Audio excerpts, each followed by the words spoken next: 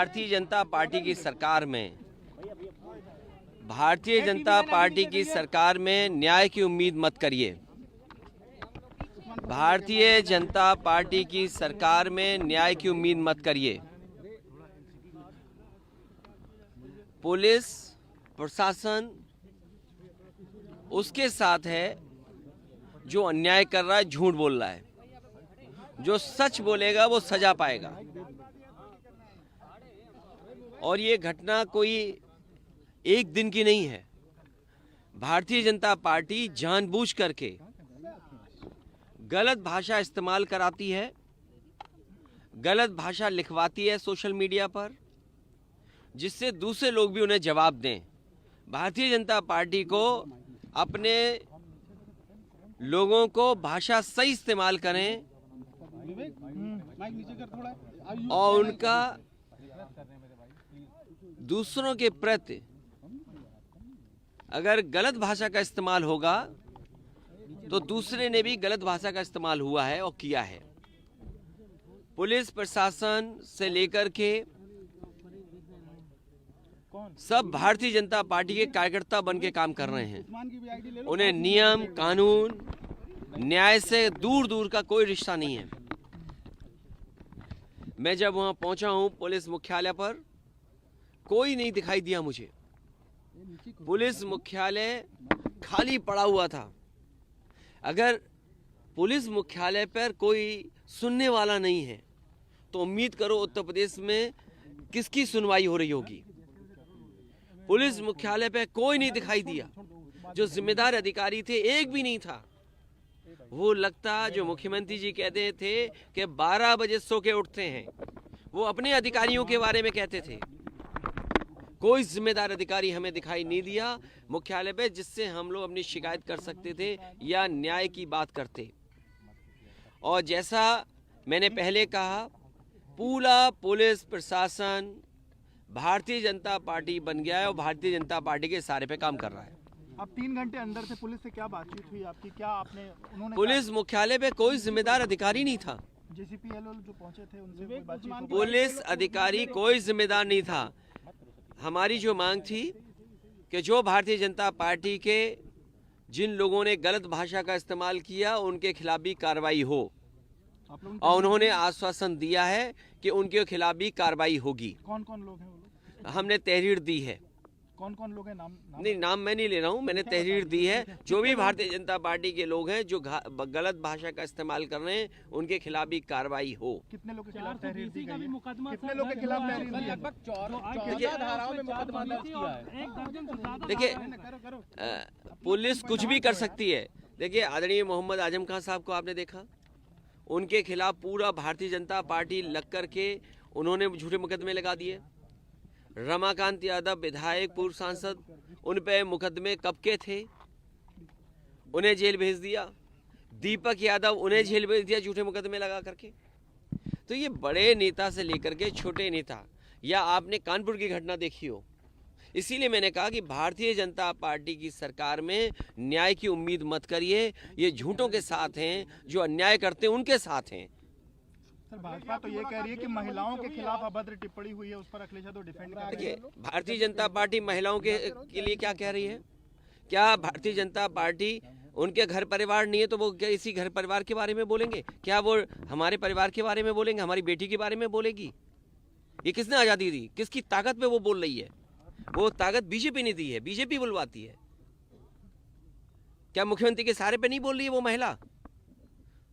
अगर मुख्यमंत्री जी के परिवार नहीं है तो दूसरे के परिवार पे अगर बोला जा रहा है तो वो चुप बैठे हैं, वो खुश हो रहे हैं इस बात को लेकर के, अपनी पुलिस आगे कर दे रहे हैं। जब उन पर शब्द खत्म हो गए, जब नहीं लड़ सकते हो तो पुलिस आगे करते हो, पुलिस आगे करके लड़ाई लड़ रहे हो आप। सर, वो तो ये कह रहे हैं पिछले 2 महीने से आप, मैं तो आपसे कहूंगा कि आप वो महिला, वो भारतीय जनता पार्टी के लोग जो शब्द लिख रहे हैं, क्या वो लिखने चाहिए शब्द उनको? क्या आप मुख्यमंत्री आवास को गंगाजल से नहलाएंगे आप? क्या हमारे घर पे तुम्हें उन्होंने नहीं भेजा? क्या शब्द इस्तेमाल करती थी भारतीय जनता पार्टी? क्या आप ये नहीं जानते, इन बातों को नहीं जानते क्या आप? जो हुई आपके सामने, आपने भी देखा, एक पत्रकार मेरी कोई मुलाकात नहीं हुई, न मेरी कोई बात हुई। ये सब, चाहे वो जेल प्रशासन हो, चाहे पुलिस प्रशासन हो, पूरा भारतीय जनता पार्टी के कार्यकर्ता बन गए हैं। मिलने नहीं दिया गया? हमें कोई मिलने नहीं दिया, कोई अलग समय बोला या कोई अलग? उन्होंने हमें किसी को मिलने नहीं दिया। हम जैसे आए थे वैसे वापस जा रहे हैं। अब क्या रणनीति रहेगी सर आगे की? रणनीति बनाएंगे, रणनीति बनेगी भारतीय जनता पार्टी को उखाड़ फेंकने की। मैंने आपसे कहा, और ये इसलिए जेल मिलने आए कि हम अपने कार्यकर्ताओं को जेल का दरवाजा दिखा दें, क्योंकि इसी दरवाजे से हम सबको जाना है। केशव मौर्य भी यही बात कहते हैं जो आप बात कह रहे हैं। ये केशव कौन है? देखिए आप, मैं फिर बोल रहा हूँ, फिर मैं नाम पूछूंगा आपका, फिर आप नाम नहीं बताओगे मुझे। अच्छा, उनकी क्या हैसियत है मुख्यमंत्री जी के सामने, मुझे आप बताइए ना। वो आप इसलिए कहते हैं कि पिछड़े लड़ जाएं। अरे मैं नहीं समझता हूँ आपकी भाषा क्या।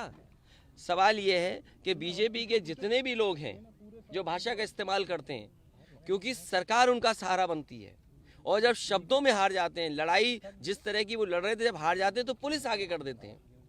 अरे कमजोर लोग हो तुम, पुलिस क्यों आगे करते हो?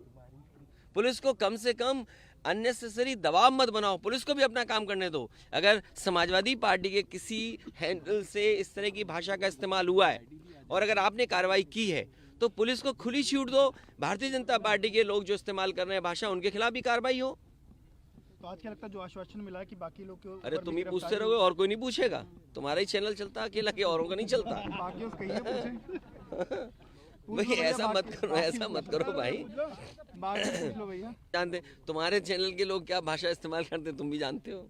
सर वो तो आप भी जानते हैं। मैं बिल्कुल जानता हूँ, और इसीलिए पुलिस का सहारा लेता है वो भी। देखिए बीजेपी के लोग जब कमजोर पड़ जाते हैं, जब उन्हें लगता है कि वो नहीं मुकाबला कर पाएंगे, नहीं सामना कर पाएंगे, तब ये पुलिस को आगे करते हैं। और पुलिस पे भी इतना अननेसेसरी दबाव है कि वो सही निर्णय और न्याय न दिला सके। सर आंदोलन होगा क्या आगे? आंदोलन होगा।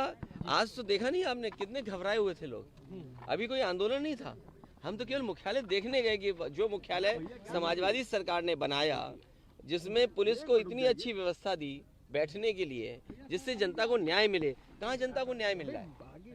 आप बताइए, बलवंत सिंह है, बलवंत सिंह की पुलिस ने मार मार के जान ले ली। ये बीजेपी के लोग यही तो कहते थे कि समाजवादी सरकार में अगर कोई मरता है, यादव मरेगा, मुसलमान मरेगा, तो उसे मुआवजा ज्यादा देंगे। ये सरकार क्यों पीछे हट रही है? क्यों 1 करोड़ रुपए नहीं दे रही? बलवंत सिंह को परिवार को क्यों 1 करोड़ रुपए नहीं दे रही ये सरकार? कन्नौज में अगर हत्या हुई है, एक साग परिवार है, उसकी मदद क्यों नहीं कर रहे 50 लाख से? उसकी पत्नी की सरकारी नौकरी क्यों नहीं दे रहे हैं? जब इनकी सरकार नहीं थी तो आरोप क्या लगाते थे कि समाजवादी लोग भेदभाव करते हैं मदद में, सहयोग में। आज तो सरकार इनकी है। किस कानून, किस नियम ने आपको रोका है जो आप बलवंत सिंह की पत्नी को नौकरी सरकारी नहीं दे रहे हैं? किस कानून ने आपको रोका है? किस अधिकार से आप नहीं दे पा रहे हैं? अगर आप औरों को नौकरी दे सकते हो सरकारी, तो उसकी परिवार के सदस्य को क्यों नहीं नौकरी दे रहे हैं?